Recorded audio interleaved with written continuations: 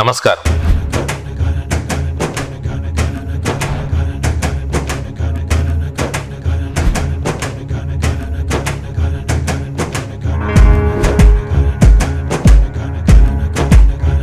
ముంబై చరిత్ర, తెలుగువారు.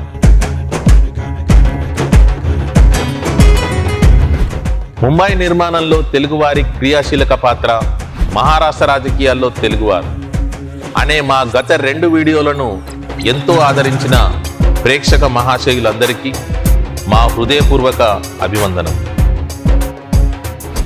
చెయ్యెత్తి జైకొట్టు తెలుగోడ, గతమెంతో ఘనకీర్తి గలవాడ అని గర్వంగా నినదిస్తాం. కానీ ఆ ఘనమైన చరిత్ర ఏమిటో తెలుసుకునే ప్రయత్నం మాత్రం చాలా తక్కువగా జరుగుతుందనేందుకు మహారాష్ట్రలో తెలుగువారి చరిత్రనే ఉదాహరణగా చెప్పుకోవాలి.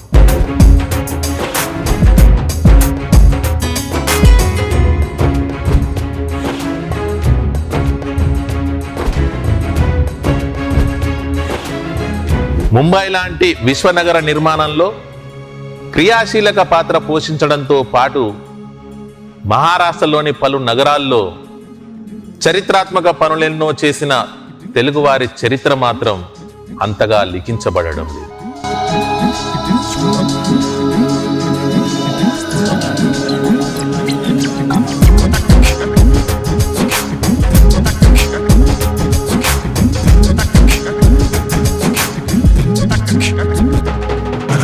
అందుకు కారణం అక్షరాస్యత కావచ్చు, లేదా నిర్లక్ష్యము కావచ్చు. అయితే ముంబైలో తెలుగోడికి దాదాపు అమెరికా దేశానికి ఉన్నంత చరిత్ర ఉందని మాత్రం చెప్పుకోవచ్చు.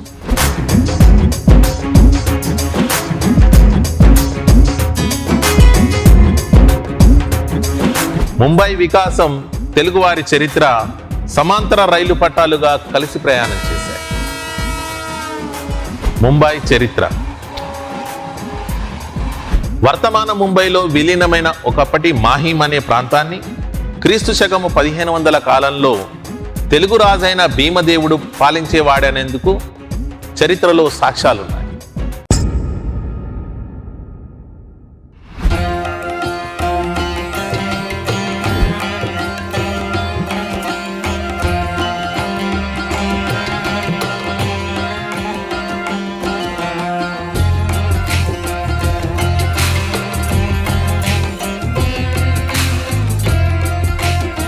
ఆ కాలంలో ఈ ప్రాంతాన్ని మైకావతిగా పిలిచేవారు.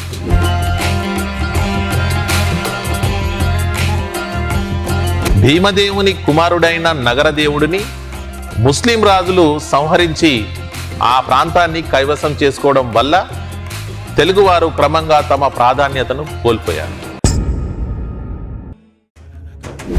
మాహింతో పాటు మిగతా 6 దీవులు కూడా ఆ తర్వాత ముస్లింల నుండి పోర్చుగీసు వారి ఆధీనంలోకి వచ్చాయి.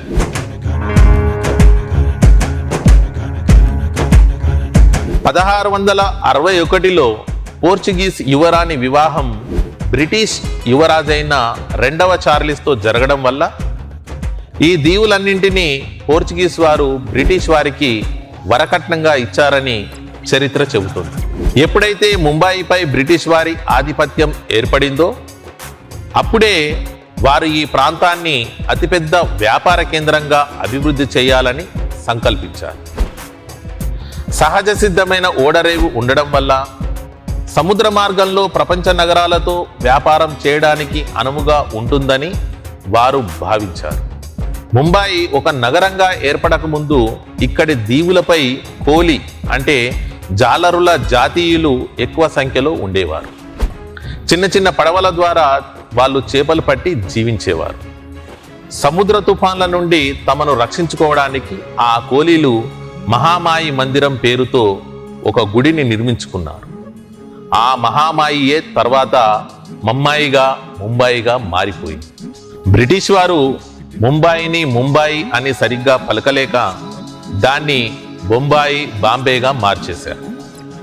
ఆ తర్వాత మళ్ళీ ఇటీవలే ఈ నగరం పేరును ముంబైగా మార్చారు. ఆనాటి ఆ మహామాయి మందిరమే నేటి ముంబాదేవి మందిరం. 7 ద్వీపాలను కలిపేందుకు ద్వీపాల మధ్య గల సముద్ర పాయలను వేలాది కూలీల ద్వారా వందలాది బండ్ల మీద మట్టిని రాళ్లను తెప్పించి పూడ్చివేశారు.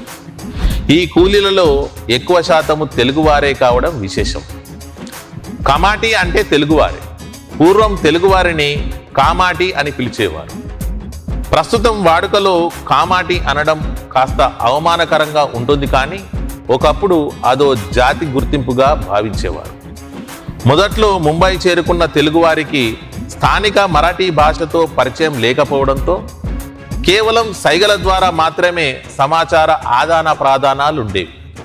కొత్తగా వచ్చిన తెలుగువారు ఏ పని చేయగలరోననే విషయాన్ని తెలుసుకోవడం కోసం క్యాకాం అని సైగల ద్వారా అడిగే అధికారుల ప్రశ్నలకు సమాధానంగా నైజాం ప్రాంతం నుండి వచ్చినందువల్ల నేర్చుకున్న 1-2 ఉర్దూ పదాల సహాయంతో కామ్ మట్టి అంటూ మట్టి పని చేయగలం అని సమాధానం ఇచ్చేవారు. కామ్ మట్టి పని చేసే వాళ్ళు కాబట్టి వీరికి కమాటి అనే పేరును తగిలించారు. ముందుగా ముంబై చేరుకున్న తెలుగువారు భవన నిర్మాణాలు ఊపందుకుంటున్న కొలాబా ప్రాంతంలో నివసించేవారు. కానీ చేపల క్రయ విక్రయ కేంద్రమైన కొలాబాలో వాతావరణం అనుకూలించకపోవడంతో ఆరోగ్యపరమైన సమస్యలు ఏర్పడడంతో వేరే ప్రాంతాలకు తమను తరలించాలని అప్పటి తెలుగువారు అధికారుల్ని కోరారు. దానికి వారు సానుకూలంగా స్పందించి ఉప్పు పొలాలుగా ఉన్న విశాలమైన ప్రాంతాన్ని 1800 సంవత్సరంలో తెలుగువారికి కేటాయించారు. భవనాల నిర్మాణమే ప్రధానమైన వృత్తిగా కలిగిన తెలుగువారు ఆ ప్రాంతాన్ని 16 వీధులుగా విభజించి వీధికి 2 వైపులా గృహాల్ని నిర్మించుకుని అక్కడక్కడ మందిరాల్ని నిర్మించుకున్నారు. ఇందులో ప్రధానమైనది తెలంగాణ ప్రజల ఆరాధ్య దైవమైన పోచమ్మ గుడి.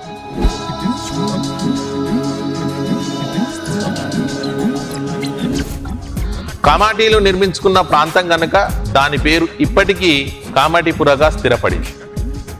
తెలుగువారి చరిత్ర పాతదే. క్రీస్తు శకం 810 నుండి 1800 వరకు మహారాష్ట్రను తెలుగు రాజులైన మౌర్యులు, శాతవాహనులు, చాళుక్యులు పరిపాలించినట్లుగా లభించిన కొన్ని శిలాశాసనాల ద్వారా తెలుస్తుంది. 1665లో ముంబైని సందర్శించిన డాక్టర్ జాన్ ప్రేవర్ రాసిన travels in east India and Persia అనే గ్రంథంలో కూడా తెలుగువారి ప్రస్తావన ఉంది. డిస్క్రిప్షన్ ఆఫ్ బాంబే అనే గ్రంథంలో తెలుగువారు 1695లోని ముంబైలో భవన నిర్మాణ రంగంలో తగిన పాత్ర పోషించినట్లుగా పేర్కొన్నారు. 1889లో వెలువడిన ముంబై చ వృత్తాంత్ అనే గ్రంథంలో కూడా దీన్ని ధృవీకరించారు. నమ్మకంగా నిజాయితీగా కష్టపడడం వల్ల 1757 నుండి తెలుగువారిని సైన్యంలో చేర్చుకోవడం మొదలుపెట్టారు. కిల్లాల రక్షణ, ప్రహారీల నిర్మాణం లాంటి వాటిలో తెలుగువారు పనిచేశారు. 1799లో టిప్పు సుల్తాన్తో జరిగిన యుద్ధంలో బ్రిటిష్ ప్రభుత్వం తరపున పాల్గొన్న మన తెలుగు వీరులు తమ ప్రతాపాన్ని చూపారు. అందుకు మెచ్చిన అప్పటి ప్రభుత్వం తెలుగు సైనికులెందరికో సర్దార్, జాగేదార్, బహదూర్ లాంటి బిరుదులనిచ్చి గౌరవించారు. సేవా నివృత్తులైన తెలుగు సైనికులెందరికో ముంబై, పూణే, సోలాపూర్, అహ్మద్నగర్, సతారా, నాసిక్, ధూలే మొదలగు నగరాలలో స్థలాలను కేటాయించారు. ఆ రకంగా మహారాష్ట్రలోని వివిధ ప్రాంతాల్లో తెలుగువారు విస్తరించిపోయారు. కానీ మహారాష్ట్రలో ఆ కాలంలో తెలుగు పాఠశాలల లాంటివి లేకపోవడం వల్ల నూతన తరానికి తెలుగు భాష దూరం కాసాగి. దాంతోపాటే తరాలు మారిన కొద్దీ తెలుగువారు పరిపూర్ణ మరాఠీయులుగా మారిపోసాగారు. మరాఠీలోనే విద్యాభ్యాసం చేయడం వల్ల మరాఠీ భాషే తప్ప తెలుగు పూర్తిగా కనుమరుగైంది. ఉదాహరణకు రాష్ట్రీయ స్వయం సేవక్ సంఘ్ వ్యవస్థాపకులు డాక్టర్ హెద్దేవార్ కూడా తెలుగువారే. నిజామాబాద్ పట్టణానికి దగ్గరలో ఒక గ్రామం ఆయన సొంతూరు. ఇప్పటికీ డాక్టర్ హెద్దేవార్ స్మారకార్థం అక్కడ ఒక రామ మందిరం, ఒక పాఠశాల ఉన్నట్లుగా చెబుతారు. అదేవిధంగా నాగ్పూర్ మున్సిపల్ కార్పొరేషన్ మాజీ అధ్యక్షులైన మాచిరాజు భవానీ శంకర్రావు కూడా తెలుగువాడే. ఆయన కొంకణి అమ్మాయిని పెళ్లి చేసుకొని శంకర్ నియోగిగా పేరు మార్చుకున్నారు. ఇంటి పేరు చివర వార్ అని ఉన్న వారంతా ఒకప్పటి తెలుగువారే. ఉదాహరణకు హెద్దేవార్, కన్నంవార్, సోమలవార్, మునిగంటివార్, బడ్జెట్టివార్ మొదలైనవి. మహారాష్ట్ర మాజీ మంత్రి బీజేపీ నాయకులు సుధీర్ మునిగంటివార్ మూలాలు కూడా తెలుగే. అయితే ఈ వార్ అనే ఇంటి పేరు కలిగిన వారెవ్వరూ కూడా ఇప్పుడు తెలుగువారిగా చలామణిలో లేకపోవడం కాస్త బాధ కలిగిస్తున్నా, మహారాష్ట్ర రాజకీయాల్లో ఈ తెలుగు మూలాలు కలిగిన వారు తమదైన ముద్ర వేసుకోవడం ఎంతో ముదావహం. ముంబై ఆర్థిక రాజధానిగా పేరు పొందడానికి కారణం ఇక్కడి మహాలక్ష్మి మందిరమే అని నమ్మే వాళ్ళు చాలా మంది ఉన్నారు. 1803లో నిర్మాణం ప్రారంభమై 1832లో ముగిసిన ఈ మహాలక్ష్మి మందిర నిర్మాణ బాధ్యతలు వహించింది తెలుగు మహిళ కోర్చా సాయమ్మ కావడం తెలుగు జాతికే ఎంతో గర్వకారణం. మహారాష్ట్రలో తెలుగు వెలుగుల చరిత్ర ఇంకా కొనసాగుతూనే ఉంది. మరికొన్ని చరిత్ర విశేషాలతో మళ్ళీ కలుసుకుందాం. అంతవరకు సెలవు. నమస్కారం. సేకరణ లేఖనం సంగమేరి రవీంద్ర, ముంబై.